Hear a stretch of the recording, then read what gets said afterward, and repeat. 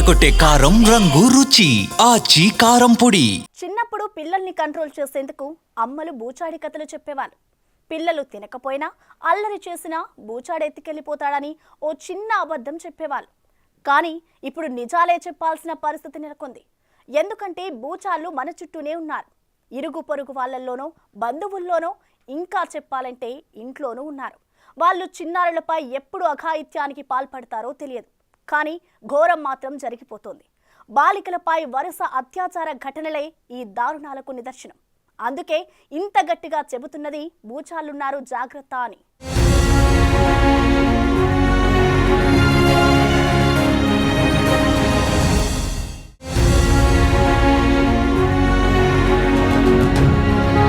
ఎవడొస్తాడో తెలియదు, ఎక్కడకు తీసుకెళ్తాడో తెలియదు.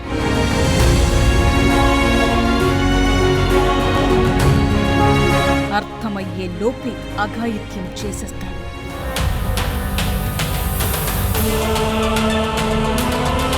తెలుగు రాష్ట్రాల్లో బాలికలు సేఫ్గానే ఉన్నారా?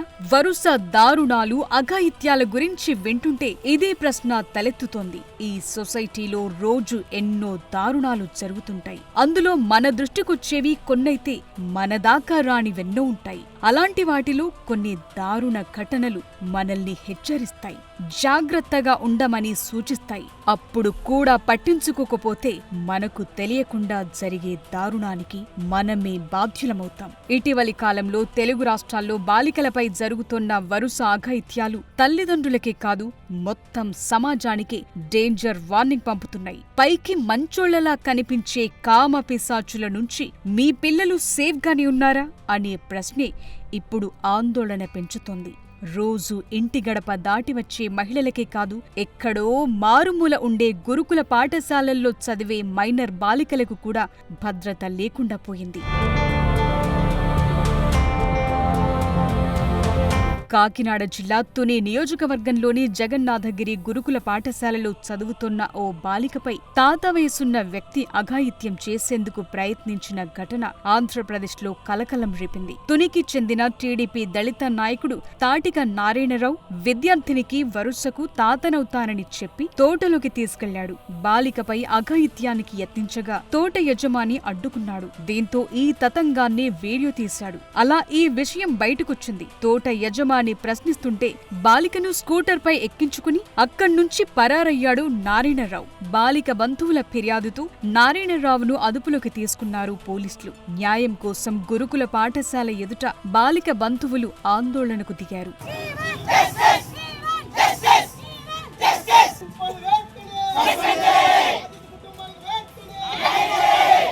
అది వచ్చి ఇలాగా వాళ్ళ తాతనండి నేను సంతకం చేస్తాను ఇవ్వమని అడిగాడు అంట.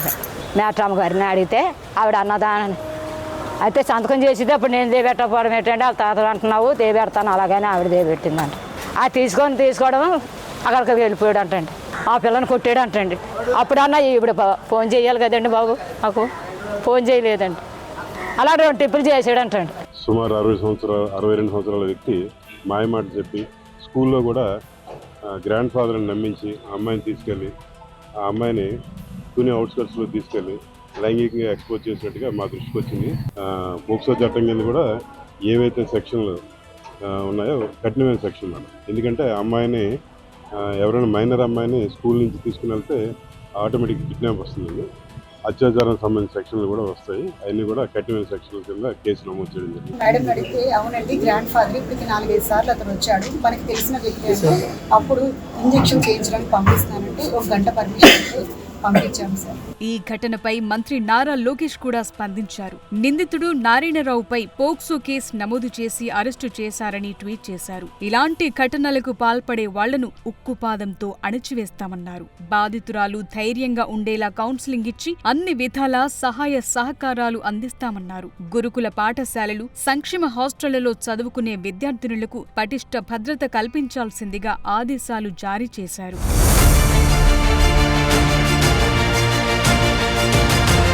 ఇదే రోజు రాజమండ్రిలో మరో దారుణం జరిగింది. సోషల్ వెల్ఫేర్ హాస్టల్లో ఉండి చదువుకుంటున్న బాలికపై అజయ్ అనే యువకుడు అత్యాచారానికి పాల్పడ్డాడు. బాలికను ట్రాప్ చేసి పుష్కర ఘాట్ కు తీసుకువెళ్లాడు.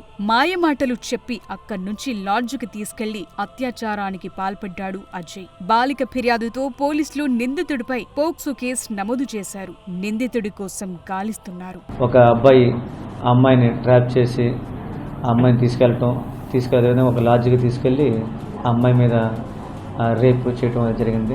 దానిపై పోక్సో మరియు రేపు కింద మేము సెక్షన్ వేసి కంప్లైంట్ రిజిస్టర్ చేసాం. ప్రస్తుతం ఆ బాధితురాలని గవర్నమెంట్ హాస్పిటల్కి పంపడం కూడా జరిగింది. అబ్బాయితో పాటు ఇంకో ఫ్రెండ్ ఇద్దరు కూడా అమ్మాయిని బైక్ మీద తీసుకెళ్లారండి. ముందు ఈ అబ్బాయి వస్తే ఈ అబ్బాయి పేరు అది తెలిసింది, అతను ఎవరో కూడా ఈ అమ్మాయికి తెలియని చెప్తుంది. బీసీ హాస్టల్లో 15 సంవత్సరాలు చదువుతున్న మహిళ ఇవాళ డైరెక్ట్ గా ఒక ఇద్దరు యువకులు వచ్చి సాయంత్రం 5:30కి ఆ అమ్మాయిని బండి మీద ఎక్కించుకొని రైల్వే స్టేషన్ దగ్గర తీసుకెళ్లారు. హాస్టల్ వార్డెన్ కనుక్కుంటే 5:30కి వెళ్ళి 6:30కి వచ్చేయండి అని చెప్తా ఉన్నారు. మీరు ఎన్నింటికి హాస్టల్ మోస్తారంటే 5:30కి మోస్తామని చెప్తా ఉన్నారు. మరి 5:30కి ఎందుకు పంపించారు? ఇక్కడ నుంచి రైల్వే స్టేషన్ వెళ్ళి రావడానికే గంట పైన పడుతుంది. మరి ఒక గంటలో ఎలా వచ్చారు? నిజాలు అనేది బయటికి రావాలి. ఇది ఏదో కప్పిపుచ్చి ఏదో దాన్ని మసిపూసి మారేడుకాయ చేయడం కుదరదు. ఈ 2 దారుణాలే కాదు, ఇదే నెలలు ఏపీలో అనేక చోట్ల మైనర్లపై ఇలాంటి అఘాయిత్యాలు ఎన్నో జరిగాయి. కృష్ణా జిల్లా ఉయ్యూరులో మైనర్ బాలికపై వరుసకు మేనమామ అయ్యే వ్యక్తి అఘాయిత్యానికి పాల్పడ్డాడు. నరసాపురంలో అయితే మరీ దారుణం. ఉపాధి నిమిత్తం తల్లి గల్ఫ్ వెళ్లింది. ఇంటి దగ్గరే ఉండి చదువుకుంటున్న కన్న కూతురిపై మద్యం మత్తులో ఉన్న తండ్రి జూలైలో అత్యాచారానికి పాల్పడ్డాడు. ఈ విషయం ఎవరికైనా చెప్తే చంపేస్తానని బెదిరించాడు. ఇటీవల తల్లి గల్ఫ్ నుంచి తిరిగి వచ్చినప్పుడు బాలిక తనపై జరిగిన అఘాయిత్యం గురించి చెప్పింది. దాంతో పోలీసులకు ఫిర్యాదు చేయగా కేసు నమోదు చేశారు.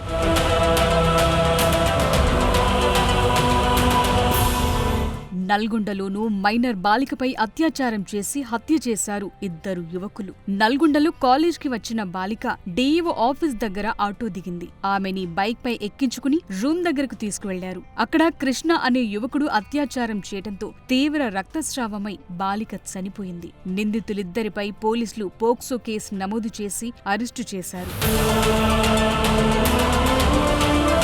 చిత్తూరులోనూ మైనర్ బాలికపై 3 యువకులు అత్యాచారం చేశారు. అల్లూరి జిల్లాలోనూ గిరిజన బాలికపై సామూహిక అత్యాచారం చేశారు 2 యువకులు. గిరిజన పాఠశాలలో చదువుతోన్న బాలికను లంబసింగి నుంచి తీసుకెళ్లి విశాఖలో 3 రోజుల పాటు అత్యాచారం చేశారు.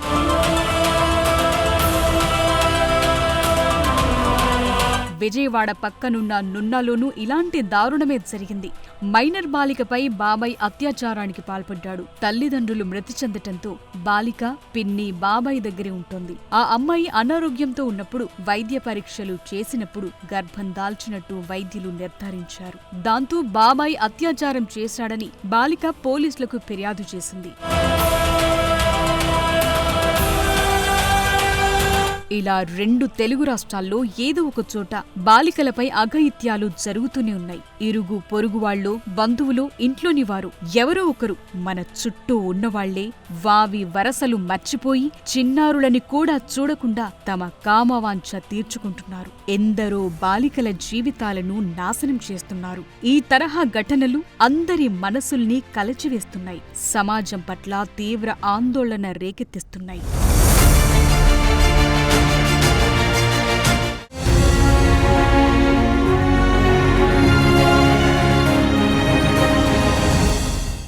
అభం శుభం తెలియని చిన్నారులపై లైంగిక దాడులకు ప్రయత్నించడం అత్యంత హేయమైన, క్షమించరాని నేరం. ఈ తరహా అఘాయిత్యాలు ఆ చిన్నారుల మానసిక, శారీరక ఆరోగ్యంపై తీవ్ర ప్రభావం చూపుతాయి. అందుకే నిందితుల వయసుతోనే సంబంధం లేకుండా కఠినమైన చర్యలు తీసుకోవాలనే వాదనలు వినిపిస్తున్నాయి. అఘాయిత్యం జరిగాక ఏం చేయాలనే దానికంటే ముందు ఇలాంటివి జరగకుండా చూసుకునేందుకు ఎలాంటి జాగ్రత్తలు తీసుకోవాలి?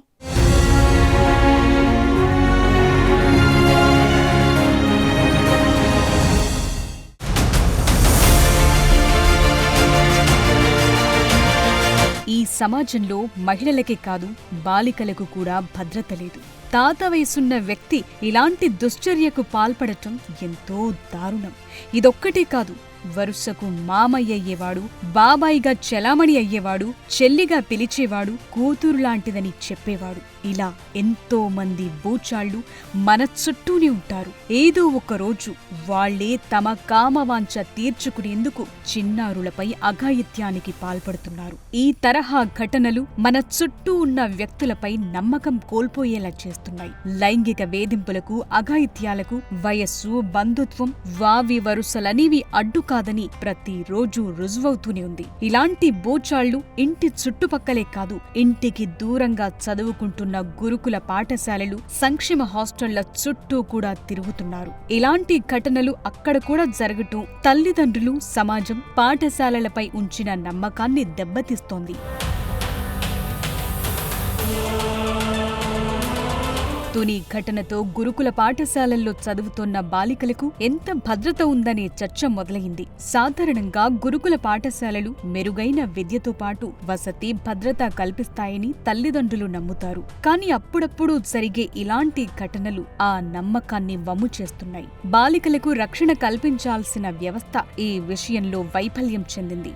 ఎవరు పడితే వాళ్లు గురుకుల పాఠశాలల దగ్గరకొచ్చి నేను తాతనవుతాను, మామనవుతాను, బాబాయ్ అవుతాను అని చెప్పగానే బాలికలను బయటకు పంపకుండా ఉండాలి. వెంటనే ఆ బాలిక తల్లిదండ్రులకు ఓ ఫోన్ కాల్ చేసి మీ అమ్మాయి కోసం ఇలా ఒకరొచ్చారు, అతన్ని మీరే పంపారా, అతనితో బయటకు పంపొచ్చా అని కన్ఫర్మ్ చేసుకోవాలి. లేకపోతే ఎవడు పడితే వాడొచ్చి అమ్మాయిలను తీసుకెళ్లి ఇలా అఘాయిత్యాలకు పాల్పడుతూ ఉంటే దీనికి అంతం అనేది ఉండదు. చివరికి హాస్టళ్లలో కూడా అమ్మాయిలకు భద్రత లేకపోతే ఎలా అని ప్రశ్న తలెత్తుతోంది.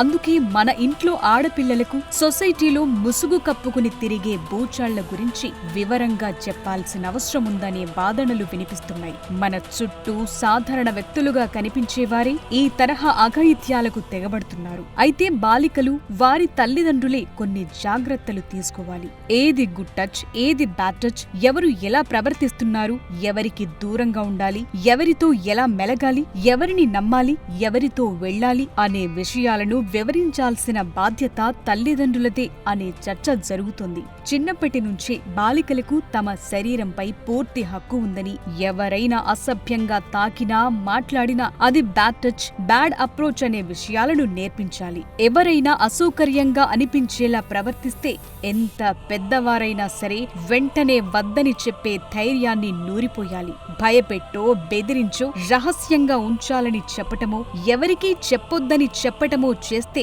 అది ఎంత పెద్ద రహస్యమైనా తల్లిదండ్రులకు చెప్పాలని ప్రోత్సహించాలి.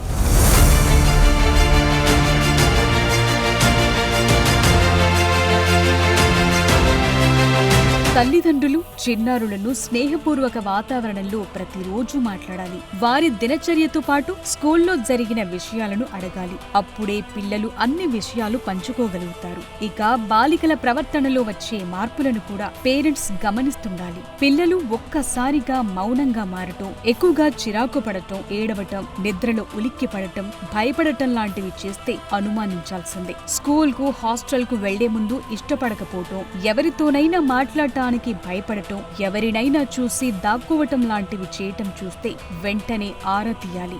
శరీర భాగాలపై గాయాలు, నొప్పులు ఉన్నాయా అనేది కూడా గమనించాలి. పాఠశాలల్లో ఉన్న భద్రతా వ్యవస్థ, సీసీ కెమెరాల గురించి వివరాలు తీసుకోవాలి. పాఠశాలల్లో ఎవరైనా అనుమానాస్పదంగా ప్రవర్తిస్తే వెంటనే స్కూల్ యాజమాన్యానికి, ఉన్నతాధికారులకు ఫిర్యాదు చేయాలి. ఫిర్యాదుల స్వీకరణకు, తక్షణ చర్యలకు ప్రత్యేక వ్యవస్థను ఏర్పాటు చేయాలి. చిన్నారులపై ఈ తరహా దాడులను నివారించాలంటే కేవలం శిక్షలు వేయటం మాత్రమే కాదు, సమాజంలో పటిష్టమైన భద్రత, లైంగిక విద్య, ఫిర్యాదుల వ్యవస్థను మెరుగుపరచాల్సిన అవసరముందనే వాదనలు వినిపిస్తున్నాయి. ఇవన్నీ సరిగ్గా అమలు జరిగితే చిన్నారులకు భద్రత పెరుగుతుంది. కానీ ఆచరణలో లోపాలు కనిపిస్తున్నాయి.